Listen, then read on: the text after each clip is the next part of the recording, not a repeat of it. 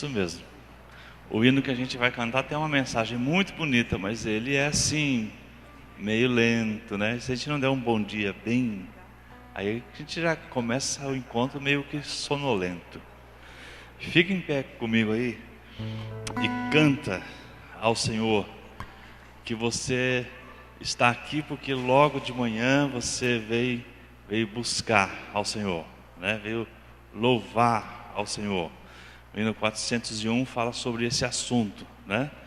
Logo de manhã quero te louvar, logo de manhã quero tua voz ouvir, quero tua mão sentir, quero estender as mãos para te louvar, quero derramar o meu coração sobre o teu altar. Vamos lá então, vamos começar assim o encontro dessa manhã.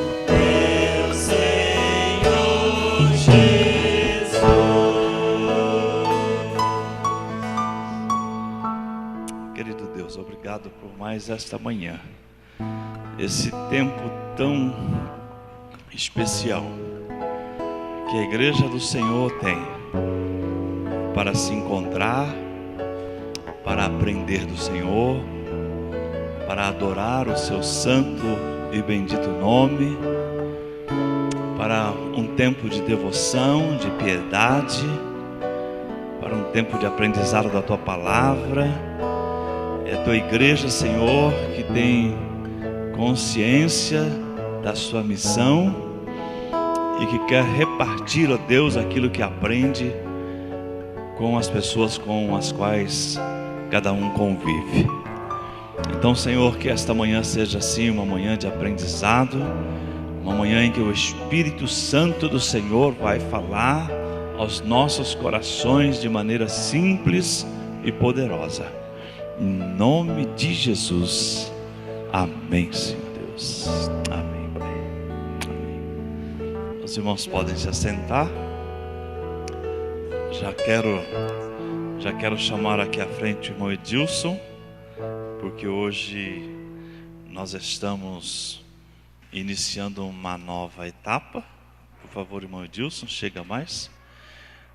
E ele mesmo vai fazer aí a divisão das classes. Só lembrando, Edilson, que nessa divisão das classes, hoje o pastor Gerson vai ter a primeira reunião, já que eu vou dar aula aqui, né? O pastor Gerson vai ter a primeira, tudo bem? O pastor Gerson vai ter a primeira reunião com o pessoal da integração, o pessoal que vai se batizar, tá bom? Que joia. Graças a Deus pela misericórdia do Senhor. Mais uma vez nos encontramos aqui para um tempo de recomeço. Nós hoje iniciamos uma nova caminhada. Nós vamos iniciar hoje uma série de estudos sobre o Sermão do Monte. Série de estudos que devem seguir até final de abril. Eu queria lembrar as crianças que eles já têm lá, no prédio do lado, também uma abertura própria para eles. Se eles quiserem participar lá, fiquem à vontade, viu? Já vão se dirigindo lá para o nosso departamento infantil, as crianças que quiserem fazer isso. Quem não quiser também não tem problema. E então hoje, como nós fazemos todo início de estudos, o pastor vai estar dirigindo essa nossa primeira aula. O Felipe já está no Haiti, mas deixou aí o representante para lecionar lá para os jovens, né? Quem que vai dar aula lá, Felipe? Legal, Sam. Então, Deus abençoe os meninos que vão também se reunirem separado. Que Deus abençoe ricamente a sua igreja nessa série de estudos que nós vamos fazer. Que seja um momento de aprendizado e de crescimento para todos nós que aqui estamos. Vamos orar, pastor? Vamos estar clamando da misericórdia de Deus.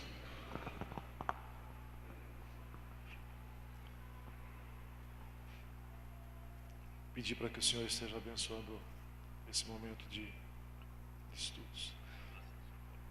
Os jovens e adolescentes, se quiserem nesse momento já se dirigir às suas classes, tem liberdade para fazer isso, tá?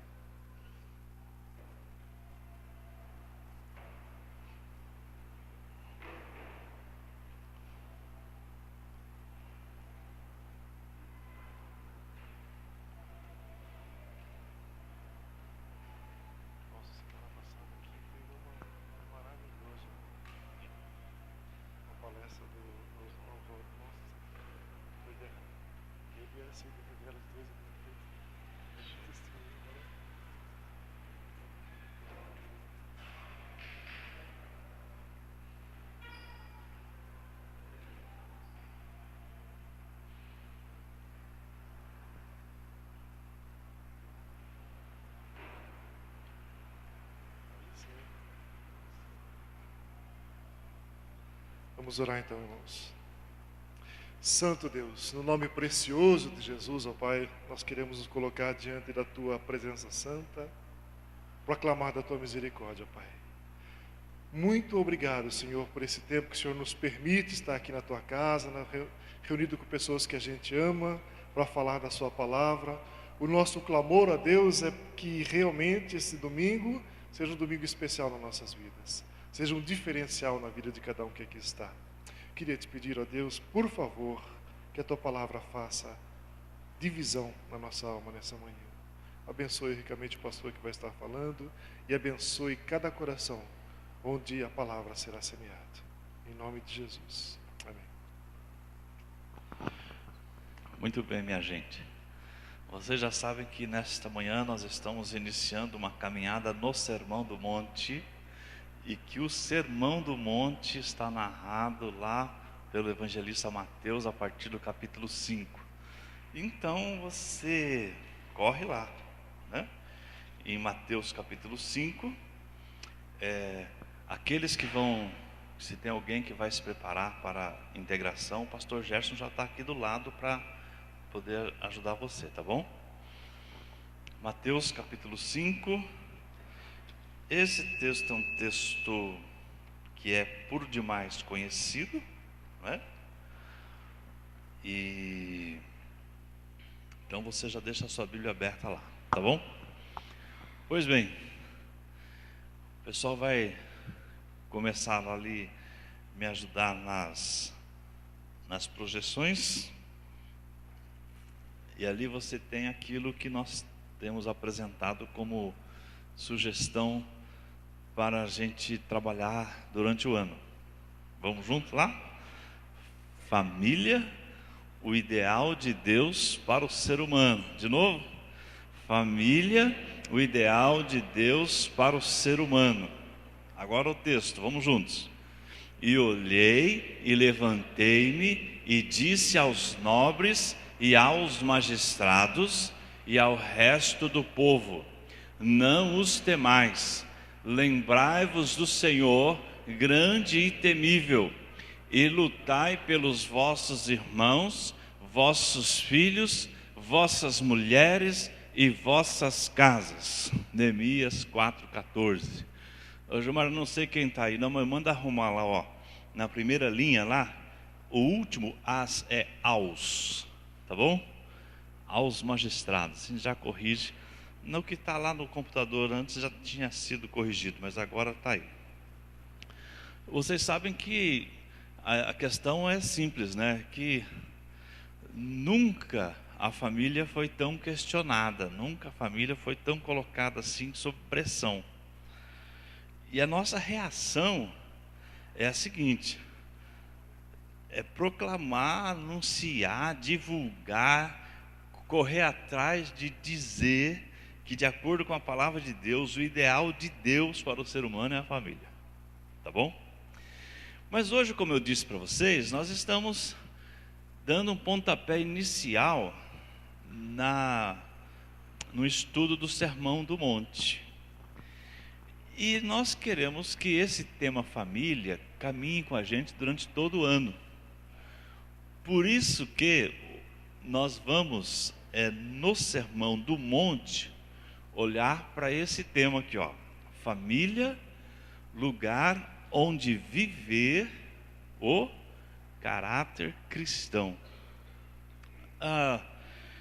Eu gosto demais do Sermão do Monte, mas o Sermão do Monte ele só faz sentido se ele for vivido. E o primeiro lugar onde o Sermão do Monte deve ser vivido, onde é? Em casa, né? Dentro de casa. Se dentro de casa ele não acontecer, também não acontece em lugar nenhum. Tá bom? E hoje nós vamos começar logo nos primeiros versículos. E aí nós vamos ver primeiramente a questão do Evangelho de Mateus. Evangelho de Mateus. Alguém sempre pergunta por aí afora: mas se os evangelhos são biografias de Jesus, por que precisa na Bíblia ter 4 biografias de Jesus? Uma pergunta boa, né? O pessoal faz umas perguntas assim de vez em quando para a gente, especialmente as crianças, né? A questão está no seguinte: é que cada evangelho ele tenta atingir um público diferente. E o Evangelho de Mateus, ele tem como público-alvo o judeu. E o Evangelho de Mateus, ele foi escrito por Mateus porque os judeus precisavam entender algumas coisas que ainda não tinha caído a ficha para eles. Eles ainda não tinham compreendido algumas coisas importantes, que era difícil para o judeu. E a primeira era essa aqui, ó: Jesus é o Messias da promessa do Antigo Testamento. Daqui a pouquinho nós vamos ver por que era difícil para o judeu compreender isso. Mas o Evangelho de Mateus ele é escrito para os judeus para anunciar o Messias. E em segundo lugar, os judeus tinham que entender que a missão messiânica de Jesus consistia em trazer o reino de Deus aos homens. Ora, era difícil para os judeus já compreenderem, aceitarem Jesus como Messias. Tanto que a reação dos judeus, a reação da cúpula da religiosidade dominante da época, fez o quê? Perseguiu, foi atrás, fez armadilha, até o ponto de levar Jesus à cruz. Não foi? Exatamente isso.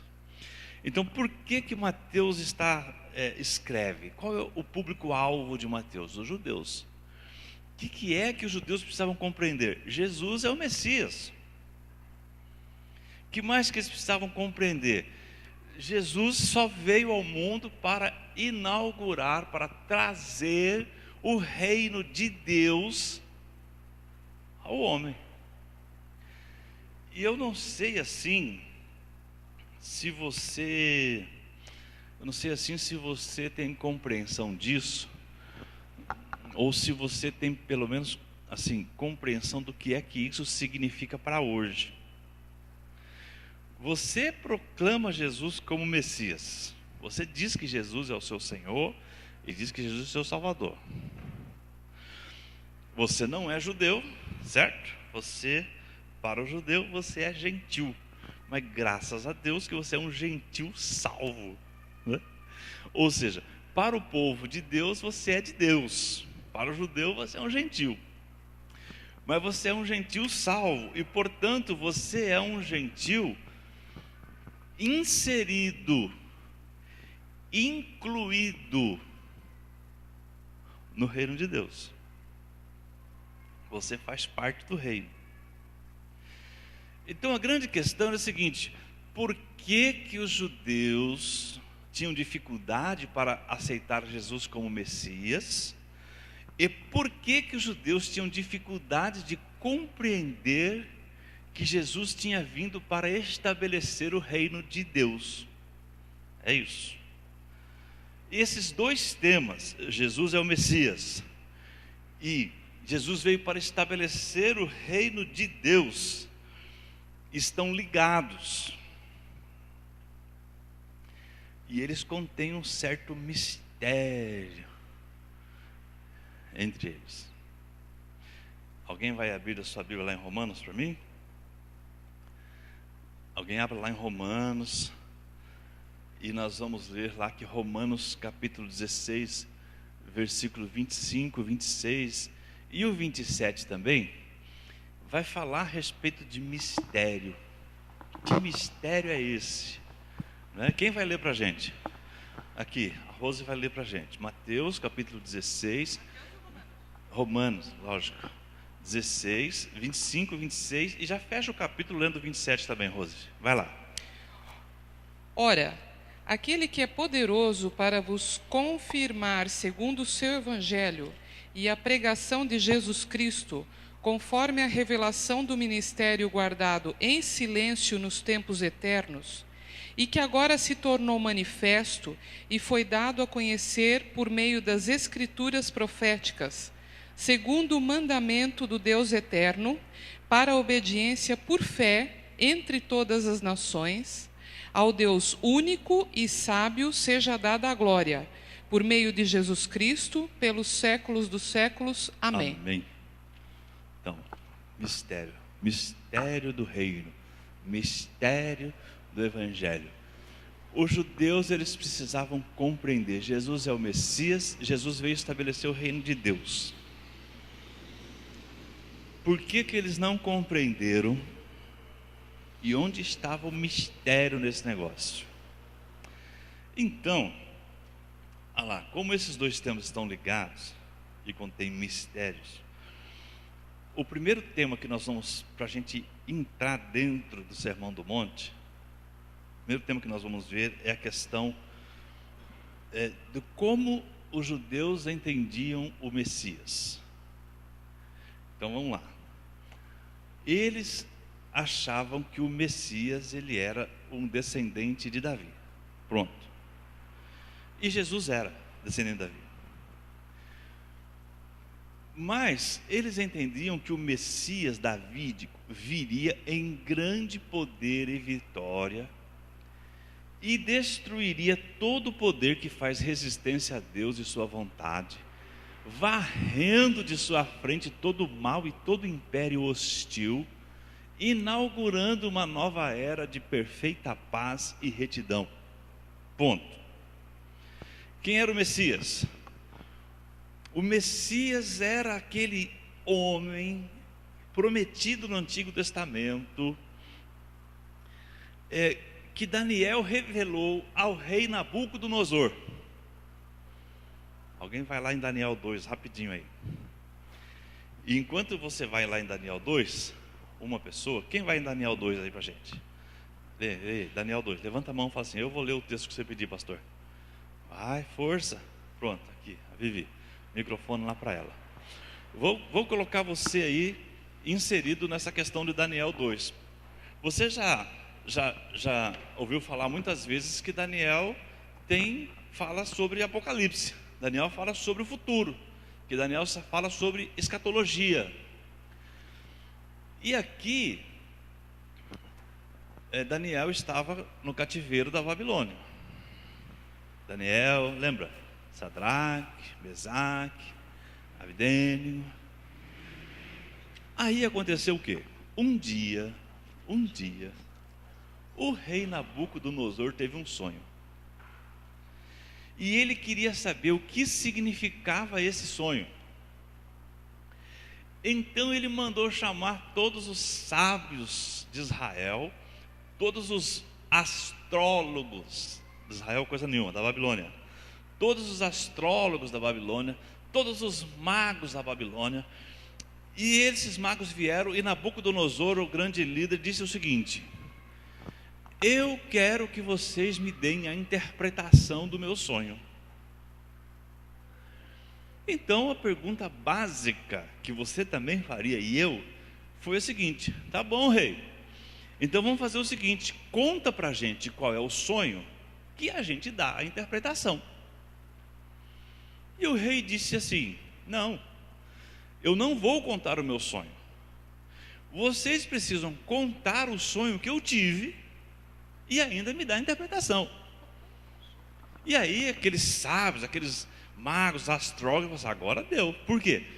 Porque quando o rei percebeu que eles estavam assim tentando fazer uma jogada com o rei disse o seguinte: se vocês não fizerem isso, vocês e vossas famílias vão morrer todos. Olha que situação. Mas rei, não tem um santo, não tem um sábio, não tem uma pessoa nesse mundo que consegue fazer o que o Senhor está pedindo. Não tem um rei, por poderoso que seja nesse mundo, que peça tal coisa.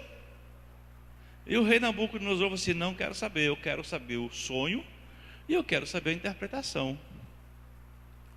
E aí, como isso, os magos, os astrólogos, os sábios não iam fazer nunca isso, então começou a correr, espalhar esse boato para todo lado, até que chegou a Daniel. E aí então Daniel pediu para Nabucodonosor um tempo para orar sobre aquele assunto. E aí então Daniel, orando, teve da parte de Deus a revelação do sonho e a sua interpretação. E nesse sonho e na interpretação é que surge o anseio, o ideal de Messias que Israel tinha. Quer ver? Vamos ler a interpretação então. Daniel revela o sonho do rei. Capítulo 2, versículo 25. Então a Viviane vai ler e nós vamos acompanhar. E aí então, hora que... Não, vamos já ler a interpretação, tá bom? Vamos lá, capítulo 36. Não, desculpa, capítulo 2, versículo 36. Vai lá. Foi este o sonho, e agora vou explicá-lo para o Senhor. Ó Rei, o Senhor é o mais poderoso de todos os reis, e foi o Deus do céu quem o fez rei. Ele lhe deu poder, autoridade e honra. Ele lhe deu ao Senhor o domínio em todo o mundo, sobre todos os seres, sobre os seres humanos, os animais e as aves. O Senhor é a cabeça feita de ouro. Depois do seu reino, haverá outro que não será tão poderoso como o seu.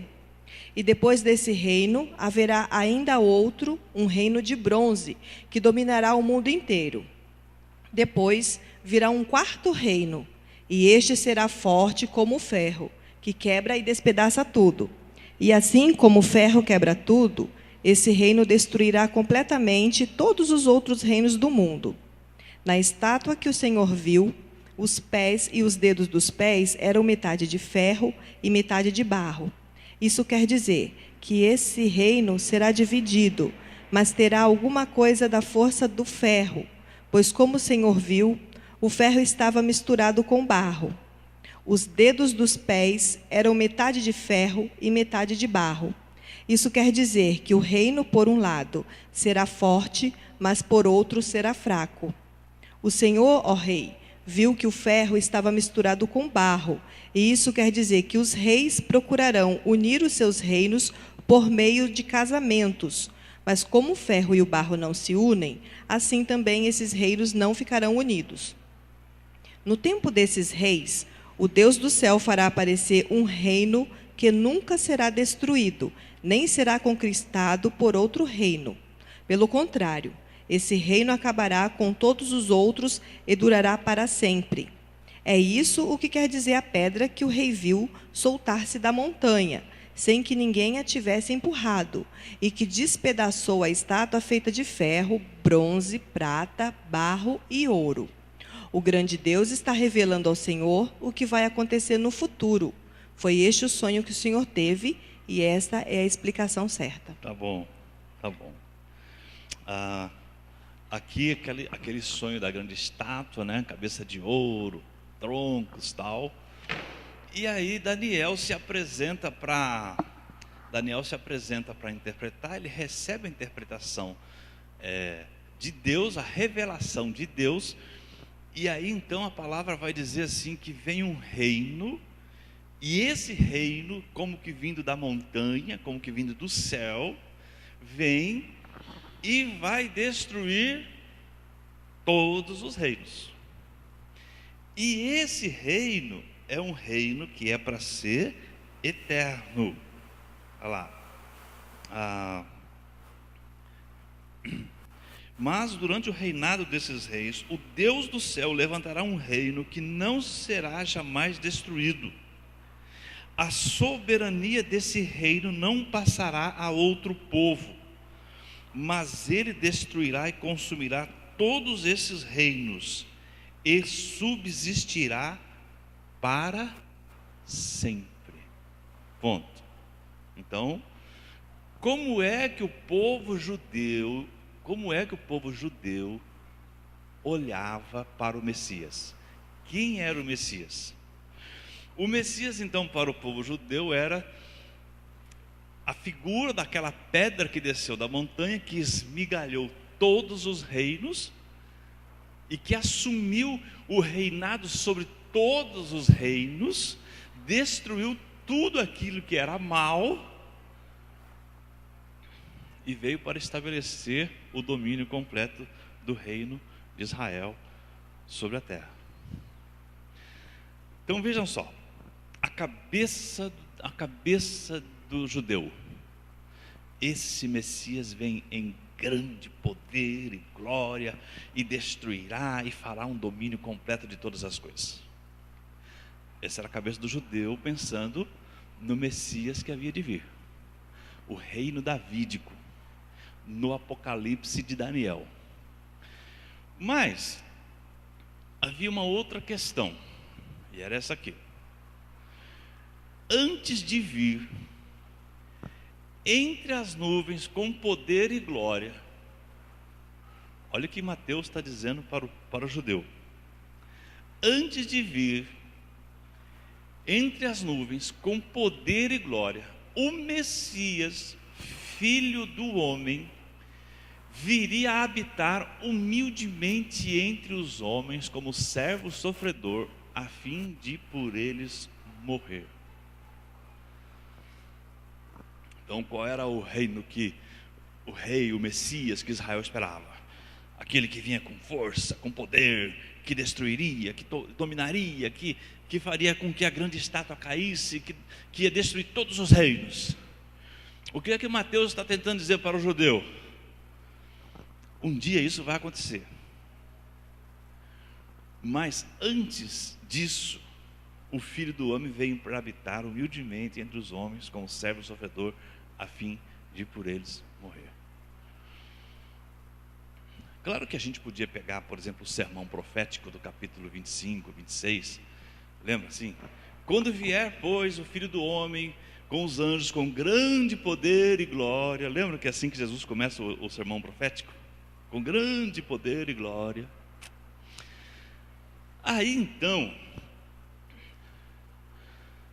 o mistério que o judeu não compreendia e que Mateus queria ensinar para eles é o seguinte: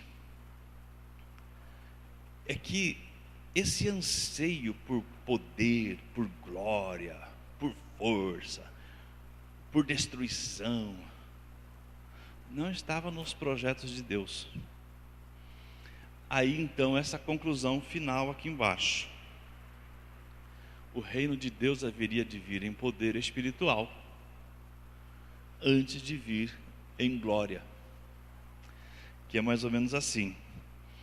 O reino de Deus, ele primeiramente viria para tocar e modificar os corações antes de destruir todas as forças do mal. Então olha só que Mateus está tentando dizer para o judeu que não aceitou isso, e grande parte dos judeus não aceitam isso até agora, até hoje. Ainda aguardam o Messias, que vem com grande poder e glória. O Messias que já veio. Então, veio para quê? Para estabelecer o reino de Deus. Mas o que é que esse monte de história, de coisas do Antigo Testamento tem a ver com Elias? O que é que tem a ver contigo isso? Tem a ver com você e tem a ver comigo algumas coisas que são importantes. É que se o reino de Deus não acontecer nos nossos corações, nunca vai acontecer externamente. O reino de Deus tem a ver hoje com uma vida piedosa diante de Deus, e não com uma vida de conquistas. O que é completamente oposto à ordem de pensamento da humanidade atualmente. É mais ou menos o seguinte: o livro que nós temos dado aos professores para estudarem aqui as nossas aulas se chama Contra a Cultura Cristã. O reino de Deus, ele é absolutamente contrário àquilo que nós temos vivido no nosso dia a dia aí. Poderia dizer o seguinte: que quem está no reino praticamente nada contra a correnteza. Ora, vocês lembram que o Sermão do Monte traz algumas coisas importantes, né? Por exemplo, sobre a questão do dinheiro, né? Quando está todo mundo atrás de dinheiro, de se segurar economicamente falando, tal, o reino diz assim: ninguém pode amar a Deus e ao dinheiro. Olha que coisa interessante. É um contraste muito grande. Quando a questão da sexualidade está na flor da pele de toda a sociedade, Jesus Cristo diz assim no Sermão do Monte: o que diz os mandamentos? Não adulterarás. Eu, porém, vos digo: aquele que pensar cobiçando uma mulher, já adulterou com ela. O reino de Deus hoje ele parece que está estabelecido em termos de ser igreja ou ir para a igreja. Jesus diz assim no sermão: nem todo aquele que me diz Senhor, Senhor, entrará no reino dos céus. Veja só, que Deus está estabelecendo um reino espiritual para, na hora que lhe for conveniente, Ele venha estabelecer o seu reinado perfeito e absoluto sobre aqueles que de fato fazem parte do seu reino, porque foram resgatados espiritualmente. Então, ao invés da gente ter aquela coisa assim de força, de poder, vá, sonhe que você vai conquistar, vai que você é forte, Deus é forte e está acima de todas as coisas, você é filho dele, você também tem todas as coisas, aquela coisa de conquista, de triunfalismo no nosso dia a dia. Deus está dizendo assim: opa, baixa o facho, calma,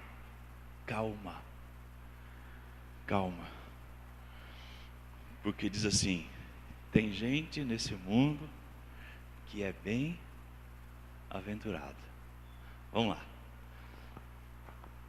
Bem-aventurados. Não é assim que começa lá o texto de hoje?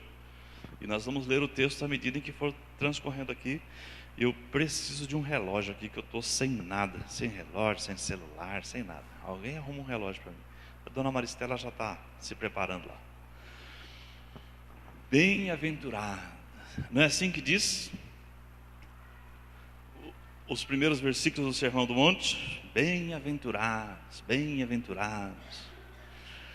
E essa palavra bem-aventurados, ela é interessante. Por quê? Porque se você tiver aí uma Bíblia na linguagem de hoje, ela vai dizer assim: felizes os que... Não é isso? Tem alguém com a Bíblia na linguagem de hoje aí? Em Mateus 5? Felizes as pessoas que... Não é? E aí então, a palavra usada aí é a palavra makarios do grego. E a palavra makarios, numa tradução simples, diz exatamente assim: feliz. Por isso que se traduz bem-aventurado por feliz. Mas a pergunta é a seguinte: será que Jesus está dando aí a receita para a felicidade humana? Ou seja, será que se eu realmente fizer isso, eu vou ser feliz? Com aquela felicidade ou aquela alegria que me faz rir, que me faz estar contente direto, já que eu na vida passo por algumas coisas assim que fala sério. Será? Me parece que não é desse jeito que a gente deve olhar para esse feliz que está aí.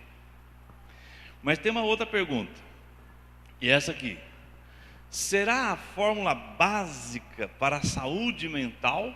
E você sabe que quando você está com boa saúde mental, você também está bem equilibrado, né? E quando você está bem equilibrado, emocionalmente falando, então você sabe lidar melhor com as coisas.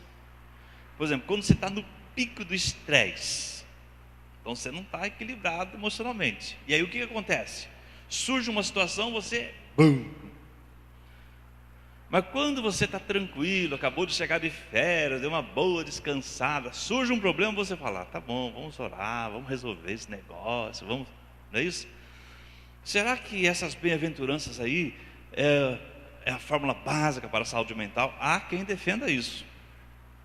Ou, uma outra pergunta: será isso o que Deus pensa? E as bênçãos dadas por causa das qualificações apresentadas? O que é bem-aventurado? Você é uma pessoa feliz, você vai ser uma pessoa saltitante, ou você vai ser uma pessoa sempre equilibrada emocionalmente, com boa saúde mental? Ou será que é assim: bem-aventurado é aquele para quem Deus olha e vê qualidades como essas que o texto apresenta? A bem-aventurança, ela é um resultado presente na minha vida que me faz saltitante e sempre feliz, ou a bem-aventurança tem a ver com aquilo que Deus vê em mim e que está ligado tanto ao meu presente quanto ao meu futuro, tanto ao que eu sou hoje quanto àquilo que está preparado para mim. Aí então, quando ele vai colocar mais um clique lá, vem essa questão. São bênçãos. Estas bênçãos são só para o futuro ou para o presente também? São coisas escatológicas que vão vir amanhã, ou são coisas para hoje, para agora? Então vamos fazer o seguinte. Vamos começar lá. Vamos começar no versículo 3. Alguém vai ler o versículo 3 para mim, e aí nós vamos pensar no quê? Essa questão de ser do reino, essa questão de Deus estar formando um reino espiritual, essa questão de Deus estar trabalhando com pessoas como nós, que nos declaramos súditos do reino. Quem vai ler o versículo 3 para mim bem alto aí? A Silvia vai ler aqui. O que diz o versículo 3, Silvia? Bem-aventurados os pobres de espírito, porque deles é o reino dos céus. Obrigado. Começa aí. Começa falando ali da qualificação. Qual é a qualificação? Olha lá, versículo 3. Humildes de espírito ou pobres de espírito, né? Os humildes de espírito são quem? Aquele que é simplesinho, aquele que não sabe nada, que é assim, uma pessoa desligada do mundo, ou aquela pessoa que é simples nos relacionamentos com as pessoas. O pobre de espírito é aquele que se convence do seu pecado. Isso aí é um desenvolvimento desse texto na história. É a pessoa que olha para si, consegue enxergar dentro de si que está errada em relação à vontade de Deus, consegue olhar para dentro de si e ver que Deus tem sido tão especial na vida, tem abençoado tanto, e que o meu dia a dia, o meu comportamento, a minha ação para com Deus tem sido tão desprezível, eu tenho errado tanto diante de Deus, eu reconheço isso, e aí então eu chego para o meu Deus e me apresento com o meu espírito aberto para deixar Ele tomar conta de mim. É tudo isso que a gente proclama. A gente existe como igreja para dizer: vocês precisam mudar o rumo, vocês precisam se converter. A ideia do pobre de espírito ou de humilde de espírito é assim, é o contrário daquele que diz assim: não, mas eu não preciso de Deus, eu consigo construir minha própria vida, eu consigo, pelas minhas próprias habilidades, me sustentar a minha família, fazer a opção que eu quiser de passeio ou de não passeio, de estar na igreja ou de não estar na igreja, eu me garanto. O pobre de espírito não se garante. Ele reconhece aquilo que está lá em Jeremias, quando diz assim: maldito o homem que confia no homem, que põe na carne mortal a sua força e aparta o seu coração do Senhor. Mas ele chega à conclusão também que bendito é o homem que confia no Senhor e cuja esperança é o Senhor. Então, quando se fala de humilde de espírito aqui, não está falando de pessoa muito simples, que não conhece nada da vida. Não, está falando de uma pessoa que está pronta para reconhecer os seus erros, os seus pecados, para reconhecer que precisa de Deus, para reconhecer a sua dependência de Deus. E qual é a bênção que advém disso? O que diz lá? Deles é o reino dos céus. Por quê? Qual é a porta de entrada para a salvação? o arrependimento e a confissão dos pecados. Ninguém tem uma nova relação com Deus, ninguém, se não se arrepender dos seus pecados, confessá-los a Deus e pedir perdão. E só faz isso quem abre o seu coração, só faz isso quem se derrama diante de Deus com o seu espírito. Então é assim, esse texto que nós vamos ler agora, olha lá, vamos ler juntos. Humilhai-vos sob a poderosa mão de Deus, para que Ele a seu tempo vos exalte. É assim, eu me coloco diante de Deus, eu abro meu coração, eu confesso os meus pecados, eu entrego minha vida a Deus e eu espero que no tempo dele, Ele faça o que Ele quiser fazer comigo. Ainda que o que Ele quiser fazer, que eu espero, seja só no dia em que o Senhor Jesus Cristo voltar com grande poder e glória. Porque hoje o reino de Deus está sendo formado por pessoas humildes de espírito. Não por guerreiros, por pessoas humildes de espírito. Faz parte. Ninguém entra para o reino se não for simples diante de Deus, humilde diante de Deus. Ninguém. Vamos lá. Agora o versículo 4. Alguém vai ver o versículo 4 para mim? Quem é que vai ler o versículo 4? Lá atrás, irmã Clara. Irmã Clara vai falar a respeito de um versículo, de uma coisa importante. Fala, irmã Clara. Bem-aventurados que choram, porque eles serão consolados. Obrigado. Simples assim. Bem-aventurados os que choram, porque eles serão consolados. Essa questão do chorar é uma coisa interessante, né? Porque a pergunta sempre é, e já veio uma resposta aí, mas já que está aí, deixa. Que choro é esse? Chora por quê? Ah, chora porque briguei com meu irmão me deu uma pancada e doeu, então eu vou chorar. Choro porque sou muito emotivo e qualquer coisa que se faça, qualquer música que se cante, qualquer coisa eu derramo mesmo. É uma visão diferente do reino. Primeiro, chora pelos próprios pecados. Quando Pedro traiu Jesus, e Jesus olhou para ele, o que Pedro lembrou? Pedro lembrou o seguinte, que ele tinha garantido: ainda que todo mundo se afaste de ti, ainda que todo mundo vá embora, eu nunca vou arredar o pé, vou estar contigo. E aí ele nega Jesus por 3 vezes.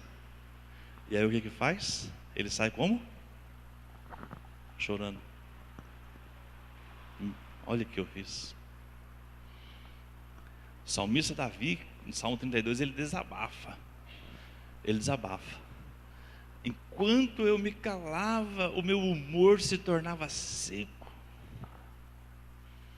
É importante essa coisa de assim, ou a gente chora por causa das nossas pisadas na bola com Deus, ou então nós vamos sendo cauterizados, que é mais ou menos assim, nós vamos nos acostumando com os pecados que nós vamos cometendo, a ponto de chegar um momento e pensar que, não tem problema, já fiz tantas vezes, não tem jeito, eu não vou mudar mesmo.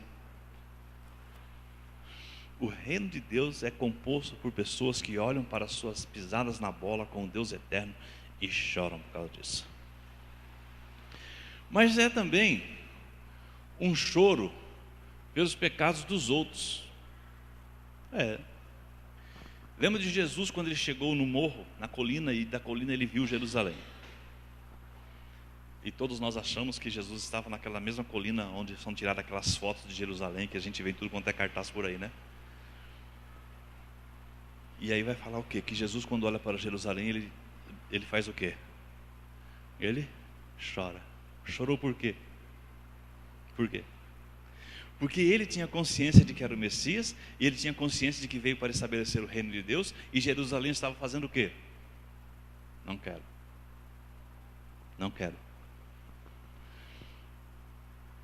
mais do que brigar com as pessoas que estão perto da gente por causa dos seus erros, nós temos que lamentar os seus erros. Nós temos que chorar pelos seus erros. E nós temos que orar a Deus por essas pessoas. Os que choram estão garantidos para eles essa bênção. Qual é a bênção? Serão consolados. Quando serão consolados? Lembra que serão consolados aqui e amanhã. Mas nós sabemos que tem muitas coisas que vão fazer a gente chorar aqui. Tem muitos pecados nossos e pecados dos outros que vão fazer a gente chorar aqui até o fim da vida. Qual é o pai que não chora até o fim da vida a perda de um filho? Fala para mim. Não perda no sentido que o filho morreu, mas que ele se foi por um caminho mau. Mas lá, além de nós termos o consolo do Senhor, né? Eu gosto muito daquele texto de Isaías que diz assim, que fala sobre Jesus, que diz assim: o Espírito do Senhor Deus está sobre mim, porque o Senhor me enviou a consolar a todos os que choram. Muito lindo isso. E lá no finzinho, lá no final, quando Jesus vier em grande poder e glória, diz o texto assim: Ele enxugará de seus olhos toda a lágrima, toda. Então, bem-aventurados os que choram, porque eles serão consolados. O próximo, versículo 5. Quem vai ler o versículo 5 aí pra gente? Levanta a mão rápido, você está com a Bíblia aberta lá. Irmã Benedita vai ler o 5 e depois a Anita vai ler o outro. O que diz o versículo 5, irmã Benedita? Bem-aventurados os mansos, porque eles herdarão a terra. Bem-aventurados os mansos, porque eles herdarão a terra. Em outras versões aí, talvez traga uma outra palavra. Tem outra palavra em outra versão aí? Aqui fala humilde, né? O que diz aí? Humildes, também humildes. Mas nós vimos essa questão da humildade lá no primeiro. Por quê? Por causa do significado dessa palavra aí, ó.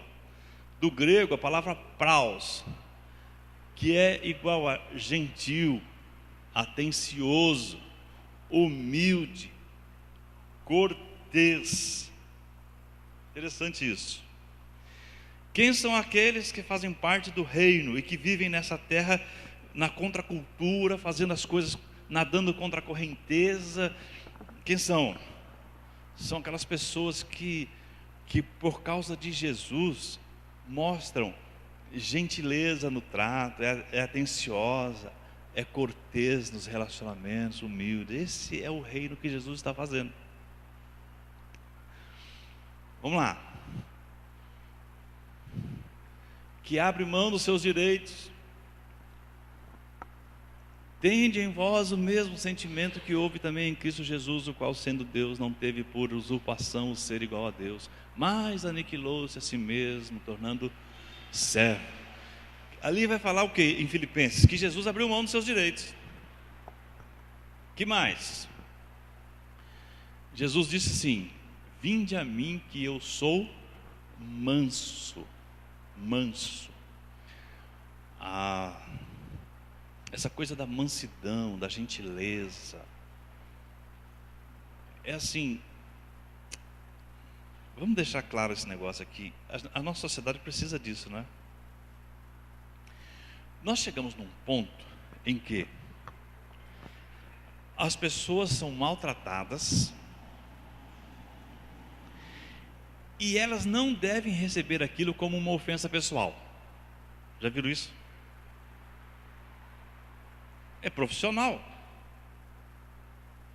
Isso acontece muito no futebol. O pessoal diz assim: quando entra em campo, a coisa é diferente. Quando acaba o jogo, aí nós vamos, a gente se abraça. Mas quando entra em campo, não tem papo. Um tem que xingar o outro tem que bater no outro, o outro tem que... Mas é assim mesmo que é? É assim mesmo que deve ser? Hoje em dia as empresas estão mudando essa filosofia, mas um tempo passado, o bom chefe era aquilo assim, que o subordinado olhava e tinha medo. Por quê? Porque ele ia falar um monte de besteira, ia xingar de incompetente, ia falar palavrão, ia fazer tudo isso. E isso hoje parece que assim, todas essas palavras, todo esse jeito de ser, parece que é assim, quem conseguir sobreviver a isso, sobrevive. Quem não conseguir, vai ficando para trás. Mas o reino é diferente. O reino diz assim, que aqueles que são súditos do reino, eles abrem mão dos seus direitos. Eles imitam a Jesus, que é manso, humilde, gentil, atencioso. Inclusive tudo isso que as pessoas sabem que precisam, mas não fazem. E o que vai acontecer? Vai lá, qual é a bênção? Herdarão a terra. Mais um clique aí. Vamos ler juntos? Não se perturbe o vosso coração. Crede em Deus, crede também em mim. Na casa de meu pai há muitas moradas. Vocês percebem o seguinte, que essas bênçãos que vão aparecendo aí, né, elas são um pouco parecidas, não é? Olha lá, em primeiro lugar fala que herdarão o reino dos céus, né? Depois fala que serão consolados. Agora está falando assim, herdarão a terra. São questões importantes para a gente avaliar no detalhe, para a gente entender aí a palavra do Senhor nesse caminho aí, né? Daqui a pouco nós vamos pegar todos eles para a gente avaliar. O ponto 6, versículo 6, agora é a Anita.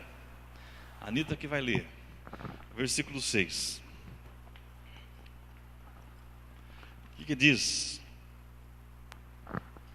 Bem-aventurados os que têm fome e sede de justiça, porque eles serão fartos. Obrigado, Anita. Sede e fome de justiça. Bom, isso tem algumas coisas que são importantes para a gente no nosso dia a dia também, que tem a ver com o seguinte: o que é fome e sede de justiça? É o seguinte: aconteceu uma coisa comigo, então eu vou fazer o seguinte, eu vou fazer justiça com as próprias mãos. Não é isso que acontece às vezes? É assim, não, aconteceu isso, sabe o que eu vou fazer? Eu vou arrebentar esse negócio. Eu vou atrás e vou quebrar. Como é que faz isso comigo? Então, essa fome e sede de justiça e fazer justiça com as próprias mãos, não é essa fome e sede de justiça aqui. Também não é aqui, embora a igreja não deva desprezar isso jamais, deve sempre agir, mas aquela coisa assim, quer saber de uma coisa? Esse Brasil é muito injusto, as leis são injustas, e quer saber? Nós vamos fazer passeata, nós vamos criar lei, nós vamos mobilizar o povo, vamos tentar fazer as coisas acontecer. Se for preciso, a gente muda, se for preciso, a gente bagunça a coisa, só para mudar a lei. Também não é essa fome e sede de justiça. Embora eu ache que existam muitas leis que são injustas, e a nossa maneira de mudar isso é mudando a lei. E mudar a lei às vezes precisa de criar algum tipo de movimento para mudar a lei. Não revolta, quebra-quebra, mas muitas leis já foram impedidas de serem aprovadas, por exemplo. Muitas leis não foram aprovadas por causa de mobilização do povo. E eu acho que a igreja não deve ficar fora disso. Mas aqui, quando está falando assim de sede e fome de justiça, está falando da fome de Deus e da sua justiça, que faz buscá-lo no dia a dia. O salmista no Salmo 42, a minha alma tem sede de ti, ó Deus. Às vezes a gente entra num turbilhão tão grande na nossa vida, com os nossos compromissos profissionais, nossos compromissos familiares, nossos compromissos na área intelectual, de aprendizado. A gente entra num turbilhão tão grande que a gente fica tão cansado, mas tão cansado, que entra um dia, vai outro dia, uma semana, um mês, e a gente percebe uma coisa: que a nossa canseira do dia a dia só faz a gente querer descansar. E a nossa bateria da fé vai arreando. E a gente vai ficando assim, desnutrido de Deus, distante de Deus, a ponto de chegar um momento a gente não querer nem parar para estudar a palavra, para fazer uma jornada bíblica, para orar. Nós paramos de ter fome de Deus. E vocês sabem que o mundo tem fome de Deus, mas não sabem como encontrar a Deus, porque buscam em lugares errados. Mas nós também sabemos que todo aquele que demonstra ter fome de Deus e vai saciar na fonte certa, o Senhor acolhe, o Senhor satisfaz. Por quê? Qual é a bênção programada lá? Vamos lá. Serão fartos. Mais um aí. Lembra esse texto aí, o texto do filho pródigo. O filho pródigo, ele saiu da presença do pai, certo? Saiu da casa do pai.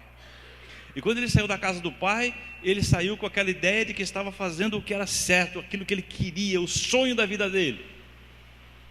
E ele foi se distanciando. E quando de repente ele acorda, ele está vazio. E aí então vai dizer o texto que ele está lá disputando a comida com os porcos. Mas ele lembra do pai. Ele lembra do pai com fome. Ele diz assim: quantos empregados do meu pai têm fartura de comida e eu aqui passando fome? É mais ou menos assim. Isso acontece muito com a pessoa que se afasta do Senhor.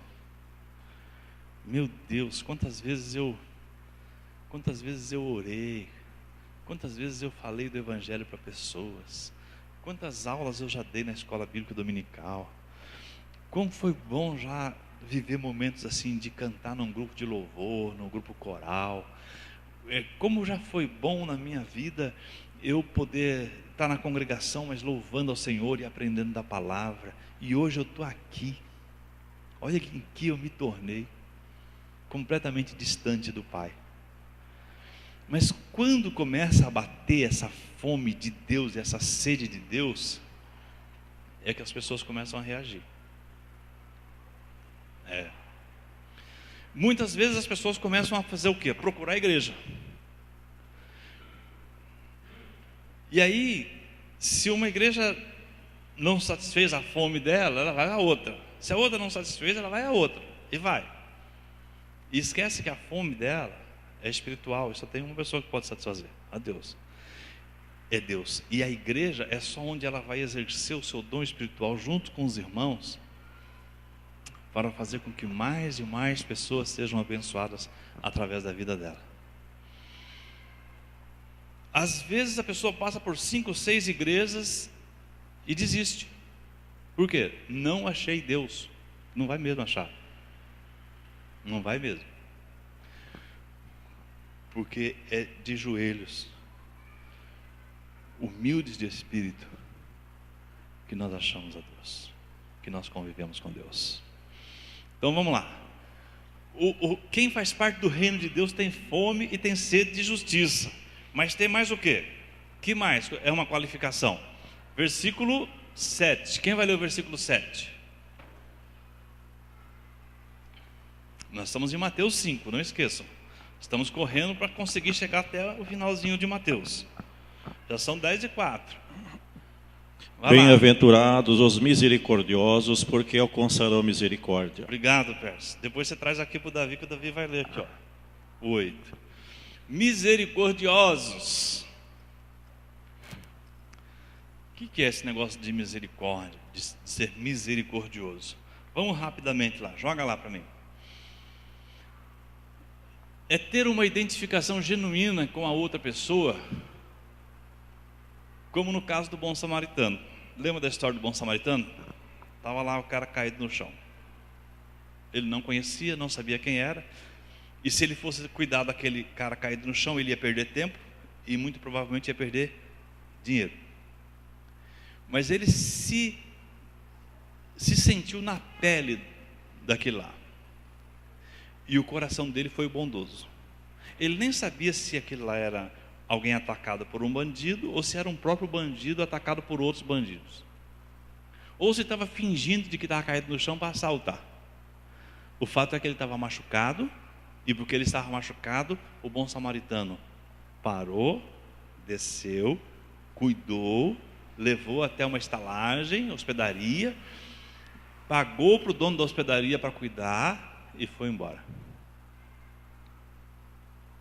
Misericórdia. Você já parou para pensar assim que quando as pessoas erram e pecam com a gente, ou no âmbito da igreja, a primeira palavra que deve vir a gente é misericórdia. Que quando você cruza com o seu colega de trabalho nos corredores da sua empresa ali, que quando você senta ao lado de alguém ali na faculdade, na escola, que quando você está ali cumprimentando o seu vizinho, você tem que ter um olhar de misericórdia por causa do seguinte: talvez essa pessoa com quem você está conversando, ela esteja completamente amarrada no pecado e vai viver a eternidade longe de Deus. É por isso que Jesus ele ia de aldeia em aldeia, de cidade em cidade, para quê? Para proclamar o reino. E onde quer que ele ia de aldeia em aldeia, cidade em cidade, ele encontrava uma pessoa enferma e doente, e ele se conduía também por aquela pessoa e ele curava. E quando ele curava, ele sinalizava que o reino de Deus estava presente. E que é assim que a gente é e é assim que a gente deve ser. De bairro em bairro, de lugar em lugar, de trabalho a trabalho, de vizinho em vizinho, de parente em parente, onde quer que a gente vá, a gente tem que fazer o quê? Tem que proclamar o reino. E tudo isso por causa da misericórdia que nós temos. E temos que ter, por sermos parte do reino. Uma igreja que não proclama a misericórdia de Deus na salvação das pessoas é uma igreja que está simplesmente existindo sem nenhum sentido. A gente não tem como levar as pessoas a serem transformadas, mas a gente tem como proclamar o evangelho que transforma. E se a gente não proclama o evangelho que transforma, então nós somos omissos. E está faltando o quê? Misericórdia. Mas quais são as bênçãos? Qual é a bênção do misericordioso? Ele alcançará misericórdia. Ali em Lucas 6,36, vamos ler juntos? Sede misericordiosos, como também vosso Pai é misericordioso. Para falar a verdade, nós já alcançamos a misericórdia. Deus olhou assim para o Elias e falou assim: gente, vai para o inferno. Isso aí é só para resumir, tá? É muito tranqueira. Mas ele olha e diz assim: mas eu amo esse indivíduo, eu vou resgatá-lo.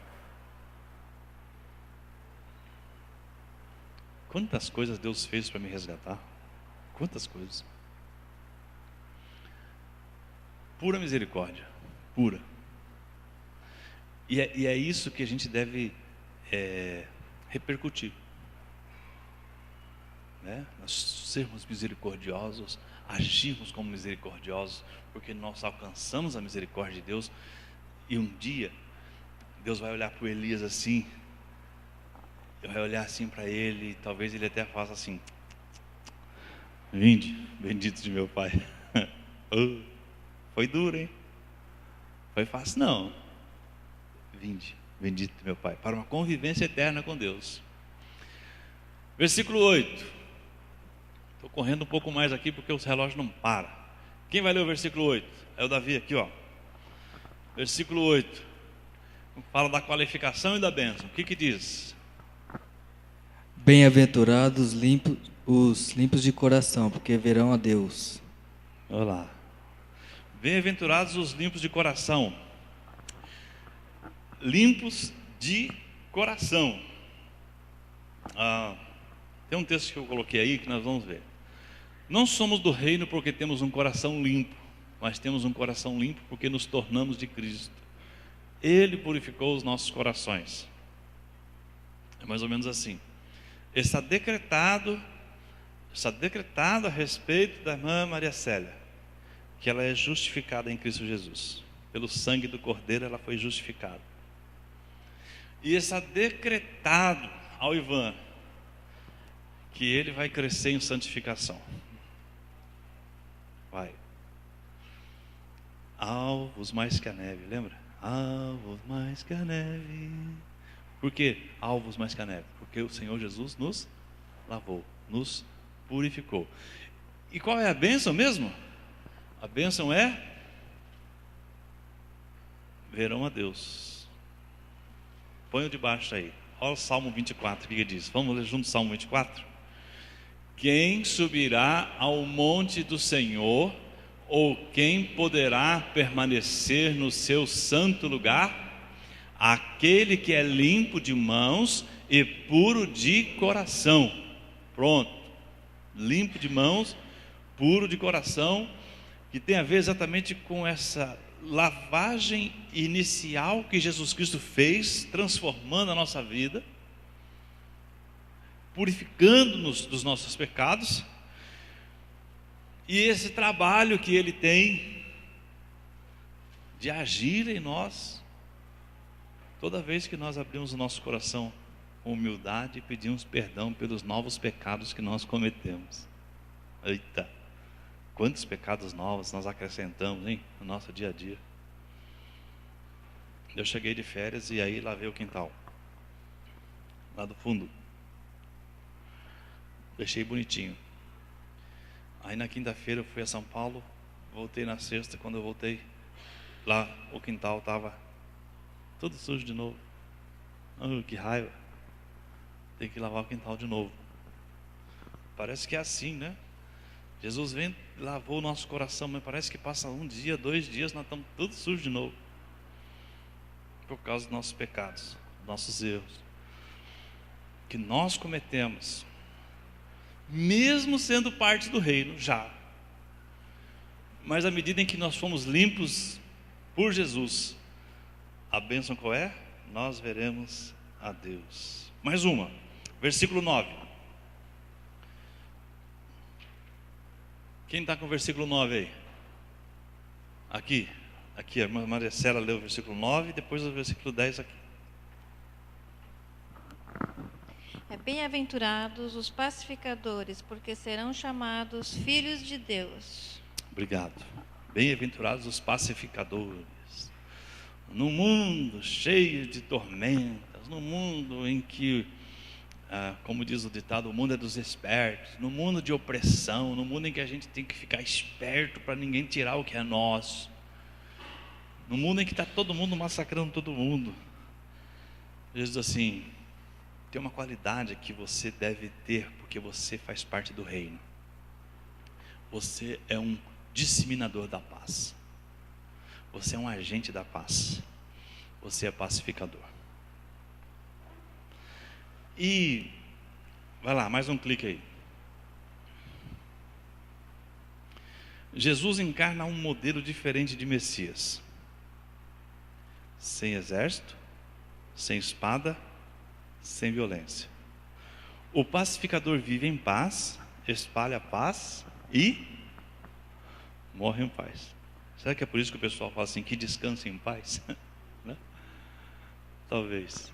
Mas é assim que nós somos, nesse mundão em que a gente vive.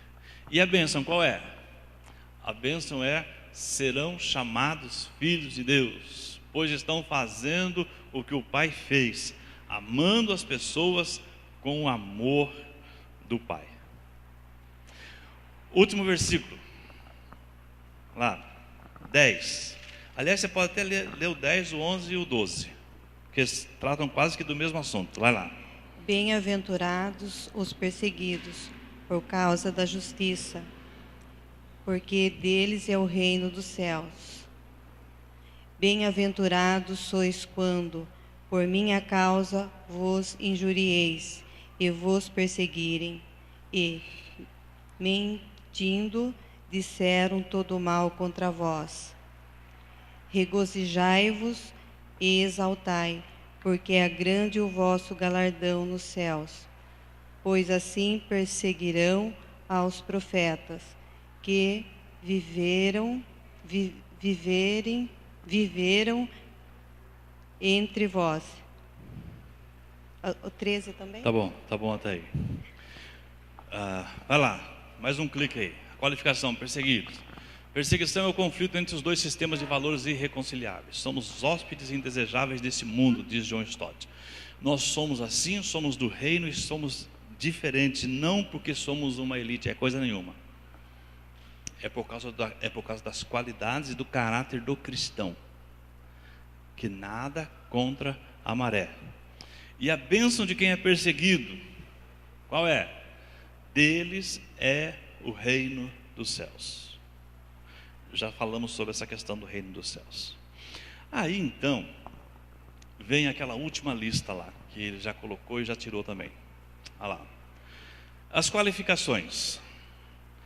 O que é que faz parte da essência daquele que é do reino? O que é que faz parte da essência? Quais são as qualificações de quem faz parte do reino? Quais são as qualificações tuas como servo de Jesus, como alguém que chegou e diz assim, que Jesus é o rei da sua vida? É assim, ó.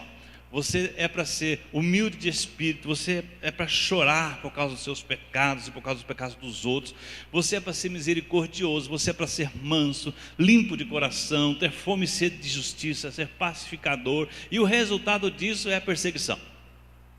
Pronto. Por outro lado, as bênçãos disso é que você tem e fará parte do reino dos céus. Você será consolado, você vai alcançar misericórdia, você vai herdar a terra, você verá a Deus, você será saciado da sua fome, você será chamado filho de Deus, você vai ter o reino dos céus e a recompensa de Deus, que são os galardões. Que algumas versões traz a palavra recompensa e outras versões traz a palavra galardão. Isso aí é o que você é, isso aí é o que nós somos. Se você quer ser igreja diferente, então está errado. Você tem que rever os seus conceitos. E ser humilde, chorar, ter misericórdia, ser manso, ser puro de coração, ter fome de Deus, ser pacificador e ainda ter a perseguição com isso é algo absurdo. Por que é algo absurdo? Porque o mundo não pode enxergar isso. Os judeus do tempo para quem Mateus escreveu não podiam pensar nessa possibilidade. Por quê? Porque eles olhavam para um rei que viria com grande poder e glória. E nós achamos que como igreja, nós temos que ser igrejas e cada membro desse corpo ter grande poder e glória. Nós podemos tudo, nós alcançamos tudo. Mas o que a Bíblia diz é que não somos nada disso, nada de triunfalismo. Nós somos pessoas que fazem a diferença no mundo. O sal da terra, a luz do mundo. Ou seja, o reino de Deus, ele é primeiro um reino espiritual. E quando Cristo voltar, o reino de Deus há de vir em grande poder e glória. Nós já experimentamos isso porque Jesus Cristo já inaugurou o reino de Deus. Mas isso vai se manifestar com toda a sua força quando a trombeta tocar. Vai. E aí você vai estar lá, enfrentando todas as dificuldades do hoje. Eu quero ler um texto aqui que vai fechar essa luta aqui. A contracultura, aquilo que Deus quer que a gente que a gente seja, e aquilo que pessoas pensam a nosso respeito. E eu vou ler esse texto aqui que diz assim: provavelmente ninguém odiou mais a suavidade do Sermão do Monte do que Friedrich Nietzsche. Embora sendo filho de neto de pastores luteranos, rejeitou o cristianismo quando estudante. O seu livro, O Anticristo, um título que ele ousou aplicar a si mesmo em seu esboço autobiográfico, é a sua mais violenta polêmica, escrita em 1888, um ano antes de ficar louco. Nele define como sendo bom tudo o que eleva o sentimento de poder, a força de vontade, o poder propriamente dito no homem, considerando mal tudo aquilo que procede da fraqueza. Consequentemente, em resposta à sua própria pergunta, o que é mais prejudicial do que qualquer vício, ele responde: simpatia ativa pelo que é mal constituído e fraco, ou seja, o cristianismo. Ele considerava o cristianismo como uma religião de piedade e não uma religião de poder. Por isso, nada em nossa modernidade doentia é mais doentio do que a piedade cristã. Isso foi o que Nietzsche escreveu em 1888. Nietzsche influencia ainda hoje grande parte dos universitários. E a palavra é essa aqui: piedade é coisa de doentia. Ser humilde, chorar, ser misericordioso, manso, limpo de coração, ter fome de Deus, ser pacificador, é doentia, é doença do cristianismo. Por isso que eu estou dizendo para vocês, nós remamos contra a maré. Não é, o reino de Deus não está estabelecido agora ainda em grande poder e glória.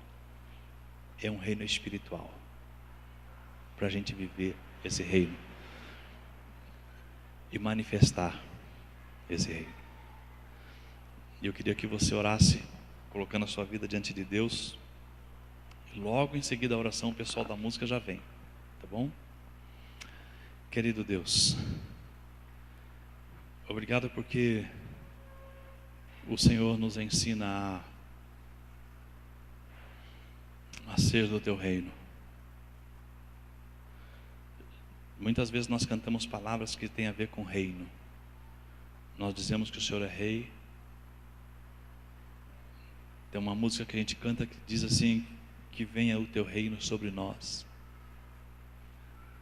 Querido Deus, que esse povo do reino que o Senhor estabeleceu para ser sal e luz nessa sociedade, ainda que na contramão, na contracultura, nós jamais abramos mão de fazer a vontade do Senhor e ser aquilo que o Senhor espera que a gente seja, para a honra e glória do Senhor, no nome de Jesus. Amém, Pai. Amém. Pessoal da música, chega aqui. Fica em pé um pouquinho aí, dá uma relaxada, e o pessoal da música vai começar a dirigir a gente aqui. E nós teremos daqui a pouquinho a ceia do Senhor.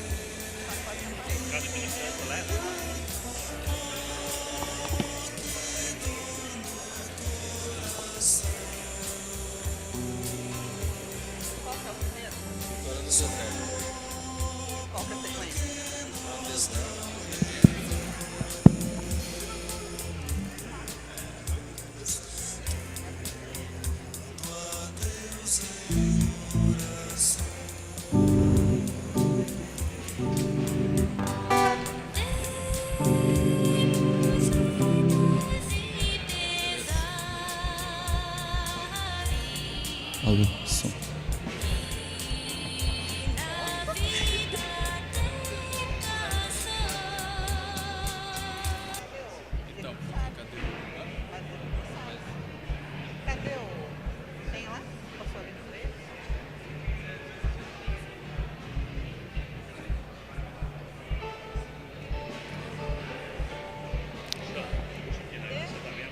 Isso. Olhar pra cá, fica pra cá. Tá meio estranho de vocês, fica ali, fica vazio muito grande. Tá vazio, um espacinho mais difícil deixar o lugar hoje. Bom dia, igreja. Bom dia, igreja. Então tá bom. Nós vamos cantar uma música aqui que acredito que a maioria já conheça já, né?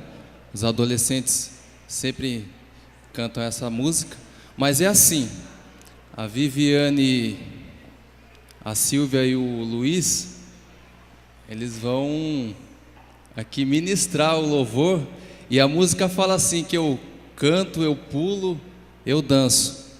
E essa música, ela fala sobre a passagem bíblica em Êxodo, quando o povo de Israel passou sobre o Mar Vermelho, e Miriam cantou. Em algumas traduções diz que cantou com pandeiro, com tamborim. Como o Diogo não está aqui, nós não vamos cantar com pandeiro nem com tamborim. Então, a igreja pode ficar em pé. Quem conhece, canta e vamos louvar o Senhor.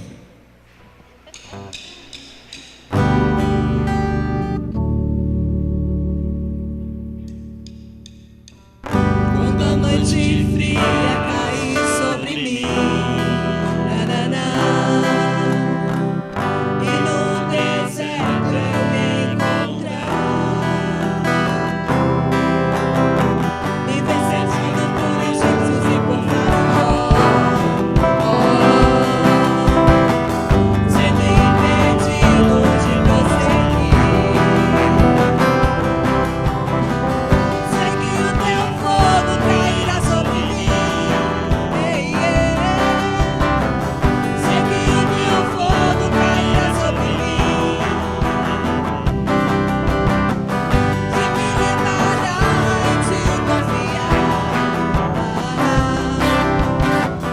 que me levará em te confiar. Então eu direi, abra-se o mar, e eu passarei pulando e dançando em tua presença. Então eu direi, abra-se o mar,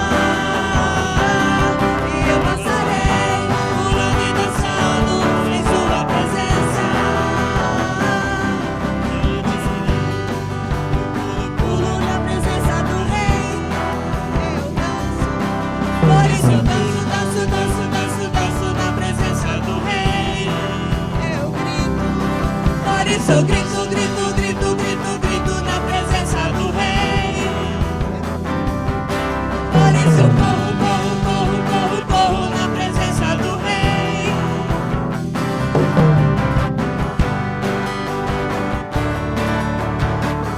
Vamos bater palma? Vamos lá!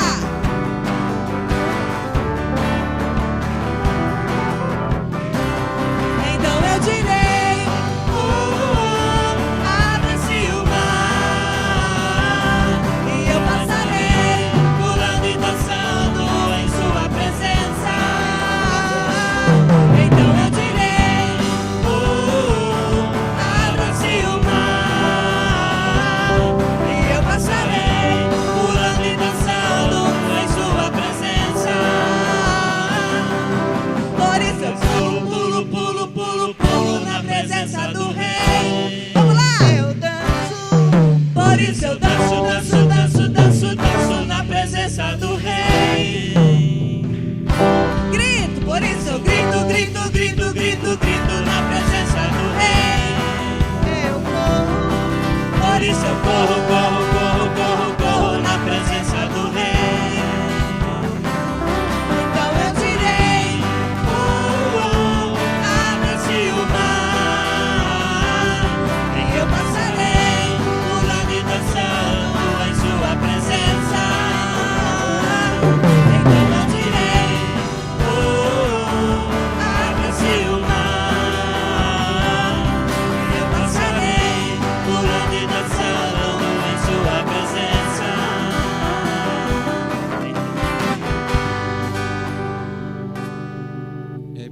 de manhã, deu para movimentar, deu para... Depois nós vamos cantar ela de novo. E a próxima música ela diz, Senhor, te quero, né? O povo passou e o povo viu no deserto, né? A mão de Deus. Sempre que o povo tinha suas necessidades, apesar do povo murmurar, apesar do povo reclamar, mas o Senhor sempre estava ali. Então vamos lá, vamos louvar?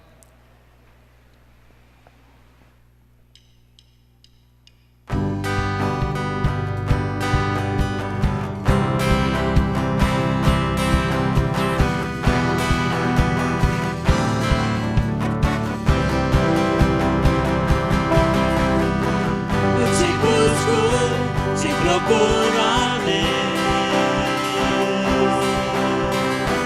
no silêncio tu estás. Eu te busco, toda hora espero em ti, revela-te a mim, conhecer-te eu quero mais. Senhor, te quero.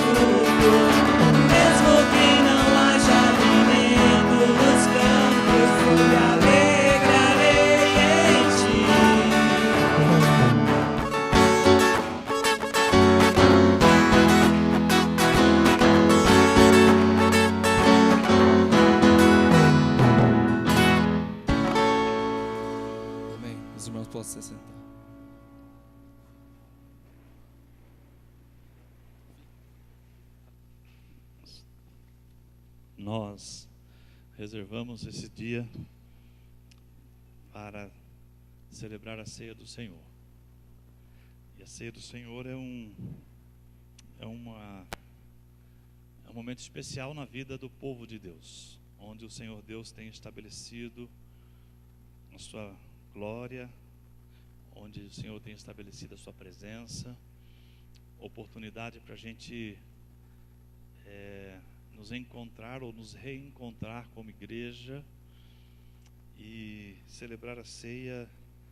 Esse memorial é algo que todo membro do corpo de Cristo devia desejar fazer como expressão de louvor e gratidão a Deus.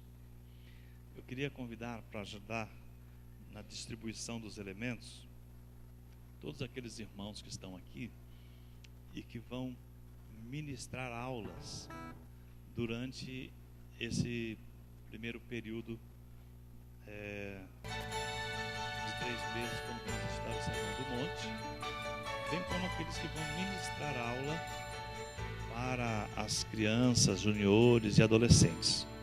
Então eu quero pedir que os professores da IBD que estão aqui, por favor, rapidamente venham aqui à frente. Todos.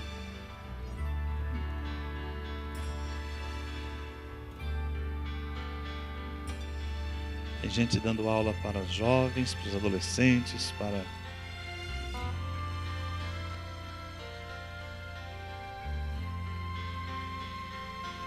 Pode vir um pouco para o lado de cá também.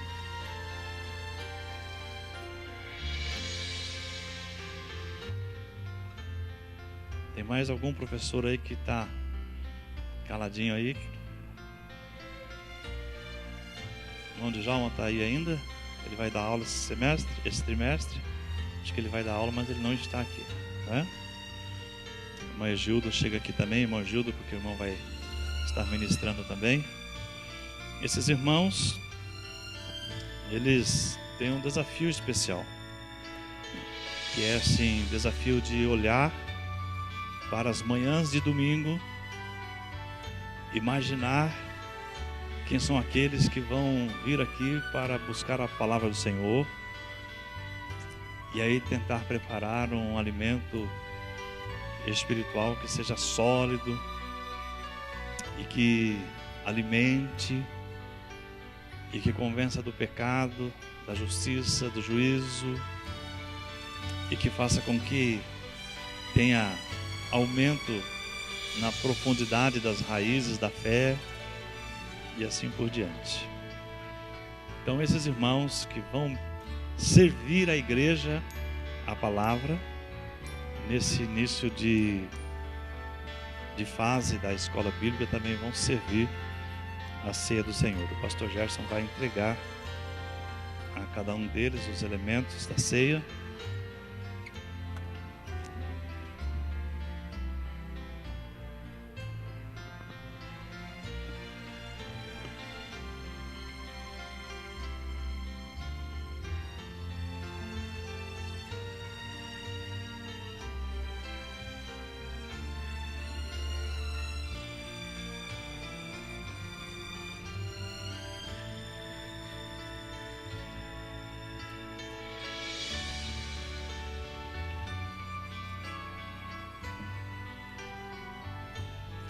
Deixa eu ver se tem mais algum professor aqui. Eu vi a Silvana entrando, mas acho que ela não terminou de entrar ainda. Uma Fátima, né? Esposa do irmão Alessio, pode vir ajudar a gente também. Não vai ministrar aula, mas já ministrou e logo vai ser convidada de novo. Que eu quero que quem tem preparado aí a palavra para servir a igreja, sirva também os elementos da ceia nesta manhã.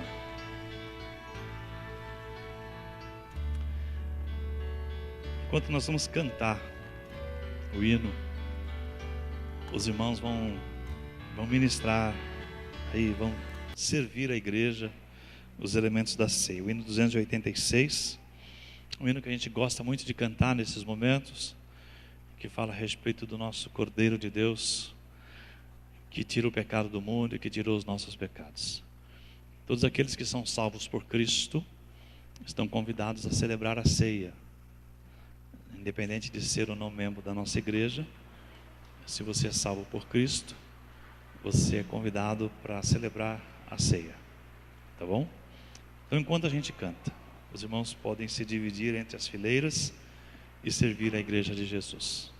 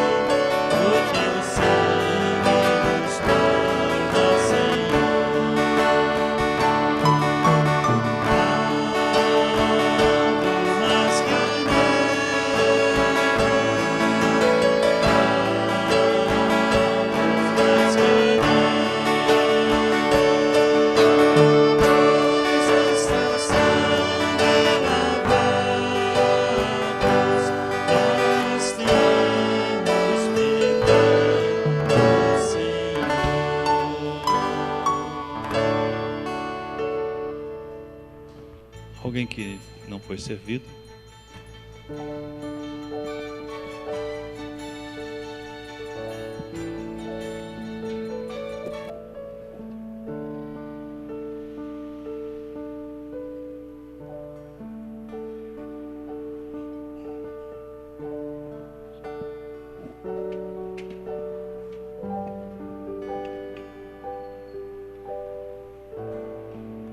Chegada a hora, Jesus se pôs à mesa com os apóstolos e lhes disse: tenho desejado muito comer esta Páscoa convosco, antes do meu sofrimento. Pois vos digo que não a comerei mais, até que ela se cumpra no reino de Deus. E tendo recebido um cálice e dado graças, disse: tomai-o e repartiu entre vós, porque vos digo que a partir de agora não mais beberei do fruto da videira, até que venha o reino de Deus. Tomando o pão e tendo dado graças, partiu e o entregou a eles, dizendo: isso é meu corpo dado em favor de vós. Fazei isso em memória de mim. Da mesma forma, depois da ceia, tomou o cálice, dizendo: este cálice é a nova aliança em meu sangue, derramado em favor de vós. Duas vezes Jesus cita o reino de Deus. Ele diz no versículo 16 do capítulo 22 de Lucas: pois vos digo que não a comerei mais até que ela se cumpra no reino de Deus. Depois no versículo 18: porque vos digo que a partir de agora não mais beberei do fruto da videira, até que venha o reino de Deus. Jesus falando a respeito do reino. Inicialmente ele diz assim: é chegado o reino. Aqui ele diz assim: até que o reino se cumpra. Nós somos abençoados porque fazemos parte já do reino. E o dia em que o reino se cumprir, nós estaremos lá. Quem sabe para mais uma ceia, quem sabe para as bodas do Cordeiro.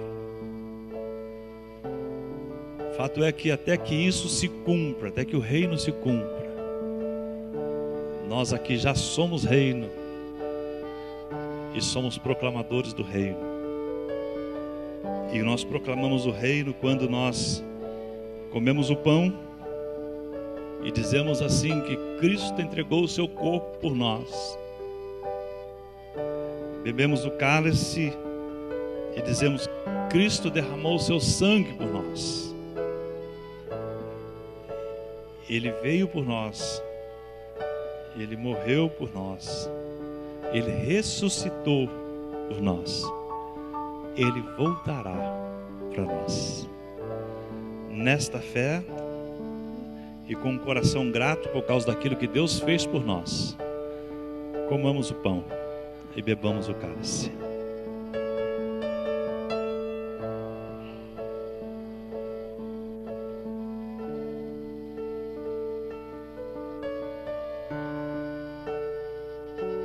Louvado seja o nome do Senhor, ó Deus, que estabeleceu o seu reino entre nós e para cada um de nós, e que por meio de Jesus nós fazemos parte desse reino, para vivermos a tua presença, a tua vontade sobre as nossas vidas,